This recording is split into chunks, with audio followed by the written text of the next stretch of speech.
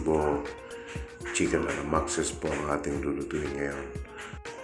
Marinated na po siya sa patis, pamintang buo, malisarap, and bawang po. Ayan, magprito na po tayo. Then habang piniprito natin yan, magluluto tayo ng stir-fried veggies. Ayan, nagisa na po natin yung ating bawang sibuyas. Then nilagay ko na yung chicken liver and chicken cubes.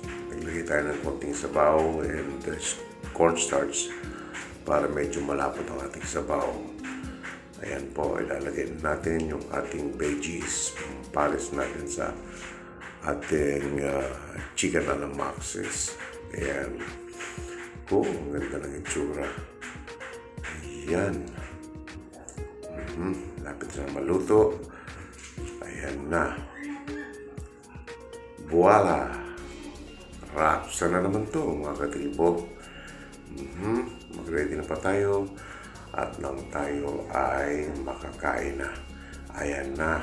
Meron pa tayong atsara para meron tayong pambalanse sa ating ulam. Mag-ready na po tayo at si Katribo ay nakapagsandok na rin ng kanyang sariling pagkain. Pasensya na po kayo, medyo maingay yung background natin. Panay ang kawan ng aso, excited na rin makikain. Kaya mag-ready na po tayo at tayo ay mananangalian na.